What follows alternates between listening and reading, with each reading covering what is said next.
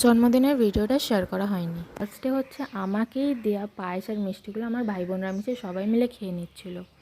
আর এখানে তারপরে একটু কাজ দেখানোর জন্য আমার দুপুরের লাঞ্চটা ওরা সাজিয়ে দিচ্ছিল। তো আজকের দুপুরের লাঞ্চ ছিল এইগুলোই, যেটা হচ্ছে পুরো আমার মা করেছে, মানে বাড়ির লোকরা মিলেই আর কি করেছে। তো এটাই ছিল দুপুরের লাঞ্চ, বাঙালি খাবার। আর তারপরে ওরা একটু পোজ দেওয়া দিয়ে চলছিল, কারণ আমরা কিছু ফটোস তুলছিলাম যে কীভাবে কে মিষ্টিটা নিয়ে পোজ দেবে।